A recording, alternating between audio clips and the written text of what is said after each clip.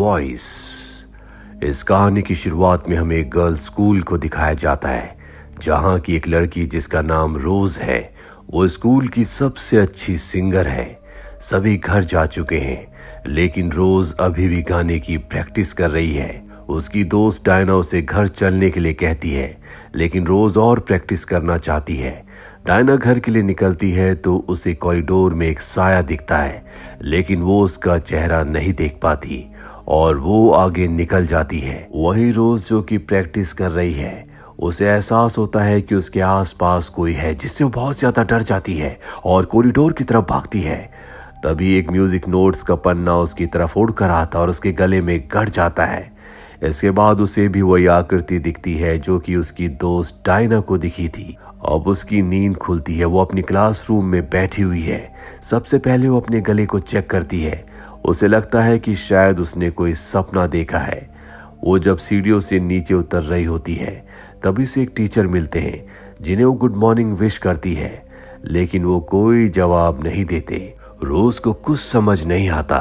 तभी ऊपर से एक पानी की बूंद गिरती है जो कि उसकी आंख में गिरने वाली होती है, लेकिन उसकी आंख में वो पानी की बूंद नहीं गिरती, बल्कि उसके शरीर को पार करके नीचे गिर जाती है।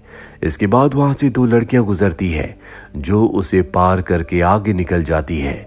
रोज को समझ में आ जाता है कि कुछ न कुछ गड़बड़ है। वो अपनी क्लासरूम में जाती है, जहां वो अपनी फ्रेंड से पूछती है, क्या तुम मुझे देख सकती हो, क्या तुम मुझे सुन सकती हो, लेकिन उसकी बात का कोई जवाब नहीं देता। रोज को लगता है कि वो कोई सपना देख रही है और जल्दी उसकी नींद खुल जाएगी और सब ठीक हो जाएगा। तभी उसे अपनी बेस्ट फ्रेंड डायना का ध्यान आता है। वो डायना से मिलने के लिए स्कूल से बाहर निकलने की कोशिश करती है, लेकिन वो बाहर निकल नहीं पाती। वो समझ जाती है कि वो यहाँ पर फंस चुकी है। उसे नीचे डायना नजर आती है, जिसे वो जोर से चिल्लाकर आवाज लगाती है। डायना अपनी दोस्त से कहती है कि मैंने किसी के चिल्लाने की आवाज सुनी है, लेकिन डायना के अलावा ये आवाज किसी ने नहीं सुनी। वही रोज अपनी म्यूजिक टीचर से भी बात करने की कोशिश करती है, लेकिन इसका कोई फायदा नहीं होता। वही डायना को दिखाया जाता है जो रोज को ढूंढ रही है, लेकिन रोज उसे कहीं नजर नहीं आती। वो उसे कॉल भी करती है, लेकिन रोज कॉल रिसीव नहीं करती। डायना जब अपने स्पीच रिकॉर्ड रूम में होती है, तब उसे फिर से रोज की आवाज आती है, जिससे वो डर जाती है क्योंकि उसके आसपास कोई नहीं होता। रोज डायना को समझाने की कोशिश करती है कि तुम्हारे अलावा मेरी आवाज कोई नहीं सुन सकता, लेकिन डायना बहुत ज्यादा डर जाती है और वहीं पर गिर जाती है, जिसके बाद उसे मेडिकल रूम में ले जाया जाता है। वहां पर भी उसे रोज की आवाज सुनाई देती है। रोज उसे कहती है कि तुम डरो मत, मैं रोज हूं और मुझे सिर्फ तुम सुन सकती हो। ये सब कुछ आज सुबह से मेरे साथ हो रहा है। कल रात को भी तुम्हारे जाने के बाद मेरे साथ कुछ अजीब हुआ था। अब दोनों के दोनों कॉरिडोर में जाते हैं, जहां पर डायना रोज से कहती है कि मैं मानती हूं कि तुम मुझे दिखाई नहीं दे रही हो और मैं सिर्फ तुम्हें सुन सकती हूं, लेकिन तुम मर गई हो, ये बात मैं नहीं मान सकती। इस बात पर रोज कहती है कि मुझे कुछ समझ नहीं आ रहा कि क्या हो रहा है।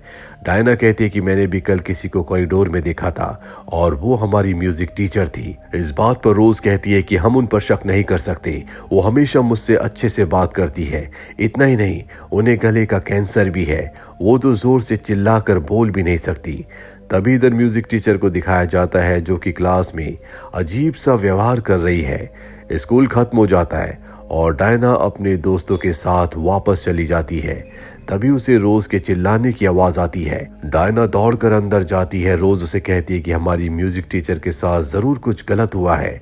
जब वो लोग क्लास में जाकर देखते हैं तो उन्हें टीचर का फोन मिलता है। दरअसल टीचर की मौत हो चुकी है, जिसके बाद वहां पर पुलिस आती है, लेकिन पुलिस के पास कोई सबूत नहीं होता कि टीचर को किसी ने मारा है या खुद उन्होंने ऐसा किया है। इधर पूरे स्कूल में इस खबर को लेकर बातें हो रही हैं। तभी वहां पर क्लास में से एक लड़की एंजेला को दिखाया जाता है। उसे देखकर सब बातें करते हैं कि ये लड़की बहुत अजीब है, कल ये स्कूल भी नहीं आई थी और इसके और म्यूजिक टीचर के बीच संबंध भी अच्छे नहीं थे।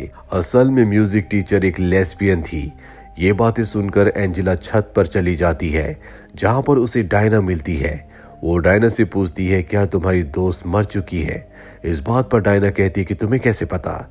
एंजेला कहती है कि बचपन से मुझे ऐसी आवाजें सुनाई देती है जो किसी और को सुनाई नहीं देती।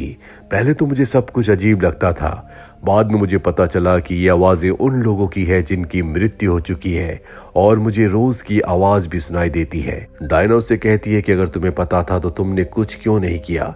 इस बात पर एंजेला कहती है कि मेरा इससे कोई लेना देना नहीं है। अगले दिन डायना फिर एंजेला से मिलने जाती है, जहां एंजेला उसे बताती है कि तुम अपनी दोस्त की आवाज़ इसलिए सुन सकती हो क्योंकि तुम दोनों का रिश्ता गहरा है। जैसे जैसे तुम उसे भूलने लगोगी तुम्हें उसकी आवाज़ भी नहीं सुनाई देगी। तभी वहां रोज भी आ जाती है, जिसे लिफ्ट की तरफ से एक आवाज सुनाई देती है। वो डायना के साथ लिफ्ट की तरफ जाती है, लेकिन डायना को कुछ सुनाई नहीं देता।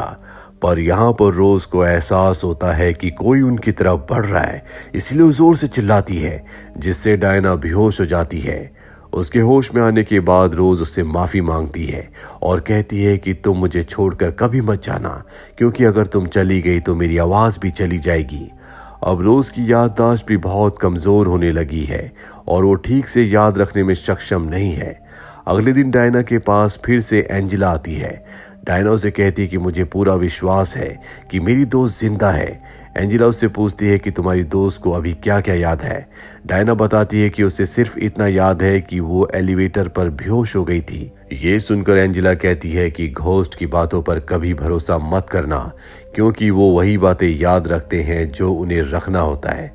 इधर रोज को स्कूल में काम करने वाले दो आदमियों की बातें सुनाई पड़ती है, जो कहते हैं कि म्यूजिक टीचर लेस्बियन थी और ये पहली बार नहीं हुआ। यहाँ पहले भी एक लड़की सुजैन ने ऐसा ही किया था, जिसके बाद वो दोनों के दोनों लिफ्ट की तरफ बढ़ते हैं और वहां पर अचानक से रोज की डेड बॉडी मिलती है, जिससे खून बह रहा होता है और अब सबको पता चल जाता है कि रोज की मृत्यु हो चुकी है। इस बात से डायना को बहुत दुख होता है।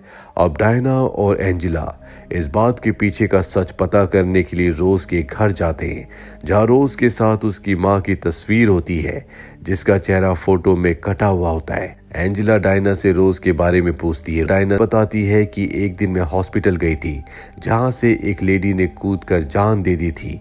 वो कोई और नहीं बल्कि रोज की मॉम थी। एंजेला उसे समझाती है कि अब तुम्हें रोज को जाने देना होगा ताकि उसकी आत्मा को शांति मिल सके।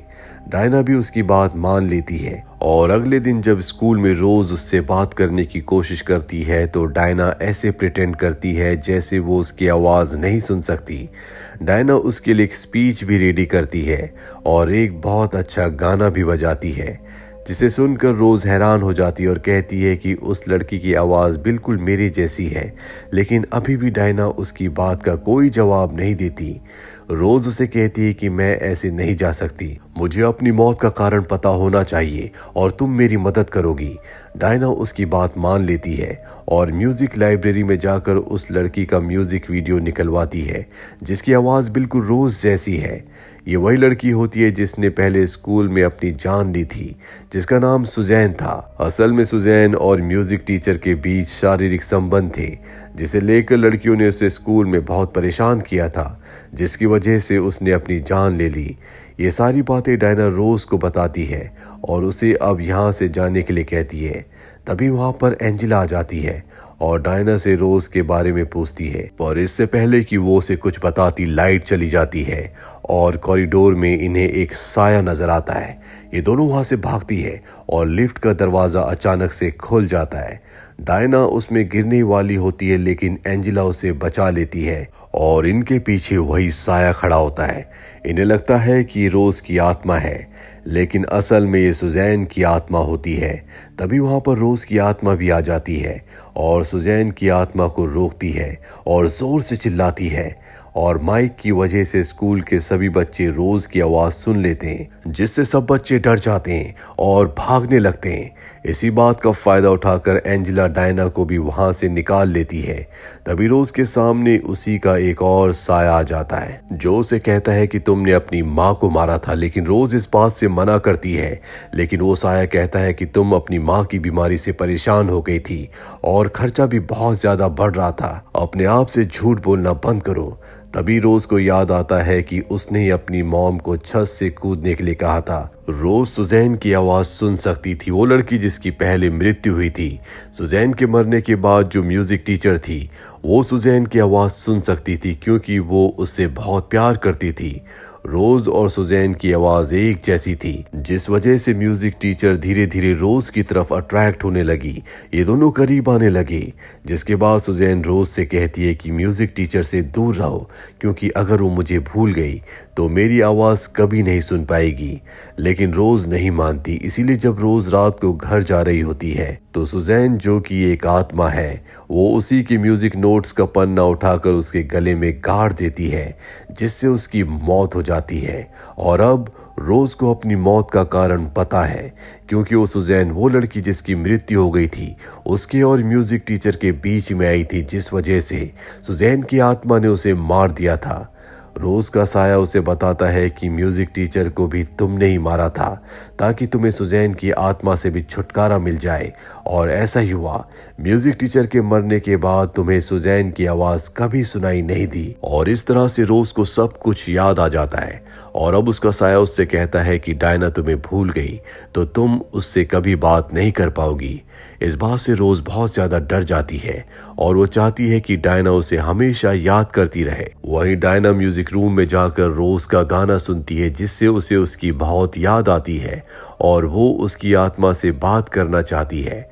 एंजेला वहां पहुंच जाती है जहां रोज की आत्मा होती है। रोज को पता है कि एंजेला उसे डायना से दूर करना चाहती है, इसीलिए एंजेला को मार देती है। इसके 1 महीने बाद डायना की मॉम ने उसका एडमिशन दूसरे स्कूल में करवा दिया होता है। पर जब डायना शीशे के सामने खड़ी होती है तो वो अपने आप से कहती है, डायना आई लव यू। यानी कि रोज अब डायना के अंदर है, उसकी आत्मा डायना के अंदर आ चुकी है और उसने डायना के ऊपर पूरी तरह से अपना कब्जा कर लिया है। दरअसल रोज ने जब अपनी मॉम को ऊपर से कूदने के लिए कहा था, जिस वजह से उसकी मॉम की मृत्यु हो गई थी, उसके बाद उसके अंदर गिल्ट आ गया था और उसी गिल्ट की वजह से उसे मल्टीपल डिसऑर्डर की बीमारी हो गई थी और इसीलिए उसने सब कुछ किया होता है। यानी कि उसकी दिमागी हालत पूरी तरह से कभी भी स्टेबल नहीं थी। इसी के साथ ही फिल्म ये कहानी यहीं पर खत्म हो जाती है। उम्मीद करते हैं कि ये कहानी आपको पसंद आई होगी।